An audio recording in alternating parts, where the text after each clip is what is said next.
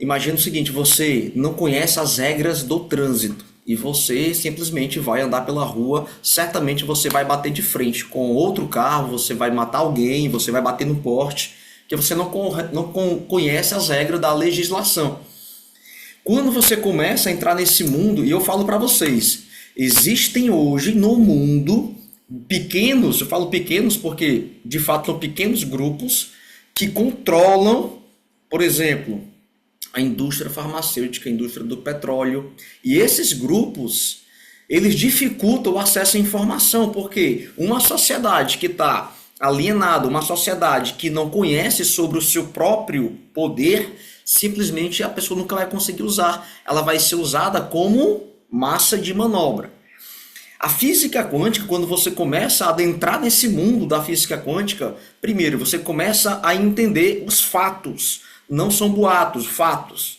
Em 1805, quando estudou-se pela primeira vez a dupla fenda, 1805, não se sabia o que é que estava acontecendo.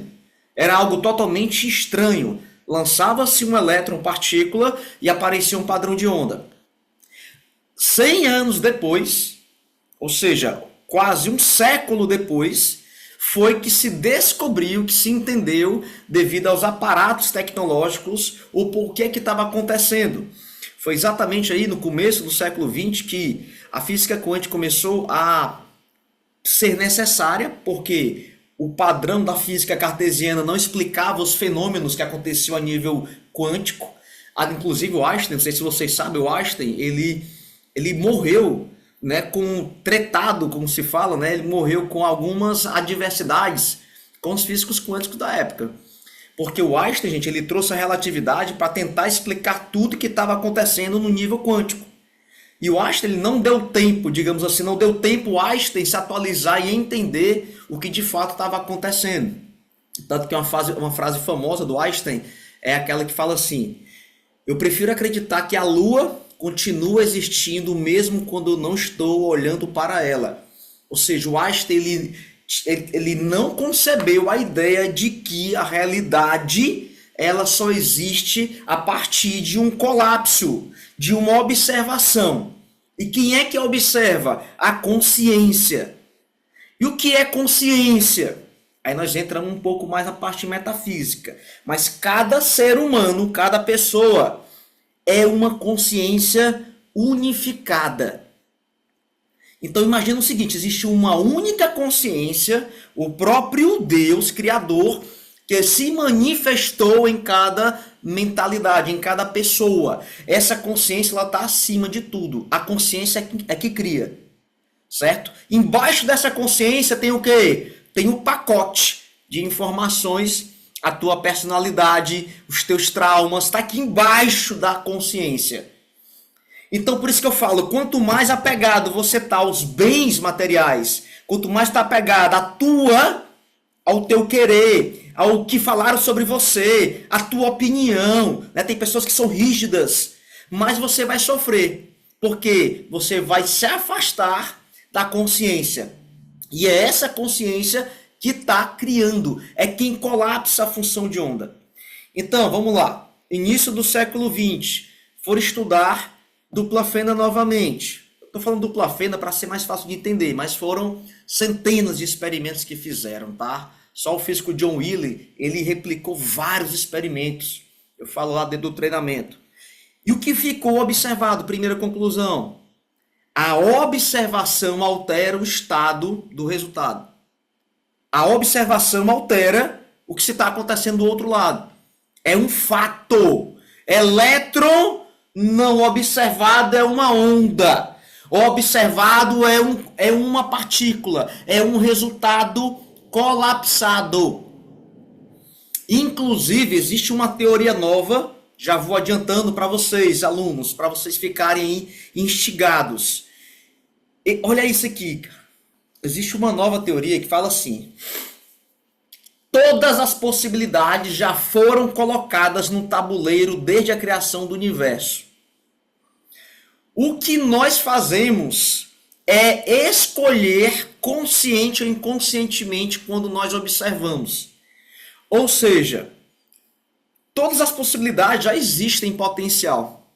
Inclusive, uma das correntes que se fala isso é sobre aquela teoria do complexo chamado complexo Boson-Einstein, que é uma teoria que mostrou que duas partículas podem ocupar o mesmo lugar no espaço quântico. Duas partículas podem ocupar o mesmo lugar no espaço quântico. Ou seja, ali existem várias possibilidades juntas, agrupadas em um complexo que eu vou escolher a partir do que eu estou olhando, observando. Quando eu falo observar, gente, entenda que não é olhar com olhos humanos. Observar é vibrar. Escreve isso. Observar é vibrar. Observar é sentir. Observar é magnetizar. Então, o nosso maior desafio, primeiro, é entender sobre isso. É o que você está obtendo no Física Quântica, é o que você está obtendo aí na tua busca. E esse conhecimento não é algo comum que o teu vizinho vai entender, que o fulano não vai. É um egrégor, gente, isso aqui é uma bolha. É uma bolha, uma bolha, uma bolha. Eu, quando fui convidado recentemente a participar fui fazer uma palestra para um grupo de empresários. Ninguém sabe nada sobre isso. Eu fiquei impressionado, nada. Só que eles sabem empiricamente o quê? Que quando eles estão para cima, quando eles não focam no problema, as coisas melhoram no negócio dele. Eles empiricamente percebem que quando uma pessoa que tem uma energia baixa entra na empresa, a empresa começa a desandar. Eu falei para eles assim, imagina quando você entender a física quântica explicando isso. E aí, gente, vamos fazer um paralelo agora com o que está acontecendo no Brasil. E aqui vai a opinião do Clayton, tá? A opinião do Clayton. Cada emanação que é liberada de cada consciência é um quanto de energia. Energia não se cria. Energia não se destrói. Energia se transforma. Todo esse quanto energético, gente, que o mundo hoje, o mundo inteiro, não é Brasil não, o mundo inteiro está vibrando numa sintonia de neutralidade. Neutralidade. Se você pegar lá o livro do David Hawkes, Força e Poder, ele vai falar. Isso há 20 anos atrás, quando ele escreveu o livro, ele falava assim, ó, a humanidade ela vibra num estado de apatia, de neutralidade, que é ali próximo a 220 Hz. E hoje, sobre o mundo, planeta Terra, existe uma dualidade, uma batalha espiritual, certo? E aí faça as suas reservas, mas eu vou falar aqui. Gente, a mentoria é isso, tá? O Zoom, por isso que é no Zoom.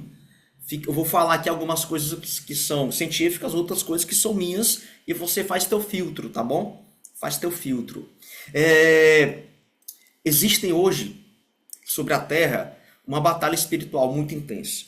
Existem seres negativos que estão em uma frequência inferior a essa nossa frequência, que eles precisam continuar bebendo dos nossos prazeres, né? É muito bom, gente. Nossa, eu tomei um café ali agora, é muito bom sentir sabor, né?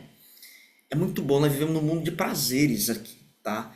E Deus foi tão bom que, tipo, Deus, ele pensou, olha, tu precisa se alimentar. E para você se alimentar, eu vou te dar aí um bônus, você vai sentir sabor. Ó, você precisa multiplicar, crescei-vos e multiplicai-vos. Mas eu vou te dar o prazer também do sexo. E aí o que acontece? Existem seres que se mantêm nessa dimensão, bebem dos nossos prazeres através de um processo de acoplamento, de frequência. Então, esses seres, eles vibram naturalmente numa frequência muito baixa. Então, quanto mais pessoas conseguem entrar na frequência deles, mais eles conseguem sentir através de um processo de acoplamento. É a questão mais espiritual, depois vocês podem pesquisar, para poder sentir o que eles estão sentindo. Então, imagina, gente, vamos fazer um paralelo aqui, vamos. Imagina a onda de sofrimento do que está acontecendo hoje no Rio Grande do Sul. A quantidade de pessoas desaparecidas, mortos. Gente, é natural que a frequência, não só ali daquele estado, mas do Brasil, ela diminua. Diminuindo essa frequência, fica mais difícil realizarmos o nosso colapso da função de onda, sabia? Porque o colapso da função de onda acontece próximo das frequências maiores. AGA, amor, gratidão, alegria. Natural. O colapso acontece aqui. Existem estudos para isso. Cleiton, mas quem foi que instalou essa negatividade? O porquê que isso aconteceu? Aí vem, gente, as consequências do balanceamento energético que acontece no planeta. Quando a gente fala, nós precisamos saltar para outro nível, nós precisamos evoluir, nós precisamos mudar a mentalidade. Gente, é de pequeno, é criança, eu tenho 2 filhas, é falar para elas, ó, se você faz algo, filha, se você pensa negativo por muito tempo, aquele pensamento, é uma onda que é emitida. Inclusive ontem veio um físico no meu Instagram, já era tarde da noite, ele veio falar assim, Cleiton, falou assim, eu gravei um vídeo, ele apaga isso, cara, pensamento não é energia. Ó, sabe qual é a categoria para algo ser comprovado como energia? É quando ela consegue afetar a matéria. E foi comprovado que o pensamento ele afeta a neuroquímica do cérebro. Dessa forma, o pensamento é uma energia. Então eu fico falando para as minhas filhas, filha, cuidado com o que se passa na sua cabeça, cuidado com o que você fala, cuidado com o que você sente. Porque isso é uma energia que você está usando e está transmutando ela em algo bom ou em algo ruim. Obviamente que nunca a gente vai chegar no resultado final do porquê que essas coisas estão acontecendo, mas é no planeta inteiro. Está tudo muito estranho, tudo muito esquisito. Então, quando você começa a aplicar a lei para o efeito contrário, ou seja, vamos lá, se eu penso e eu sinto em estado de coerência, eu estou criando, o que é que nós precisamos fazer nesse momento? Tentar pegar 5% do que sobrou, focar nesses 5% para ter o quê? Tentar ter pelo menos 30% de alegria, 40% de alegria, para que eu tenha magnetismo, sentimento para poder criar mais. Tudo que você mentaliza, filho, tudo que você acredita, mentaliza e sente, você aumenta seu poder de manifestação. Isso foi feito lá no Instituto, né? Instituto HeartMath, fica na Califórnia, fizeram vários experimentos, inclusive com DNA, filamento de DNA, que mostrou que quando nós estamos integrados em estado de coerência, nós influenciamos mais rapidamente a matéria.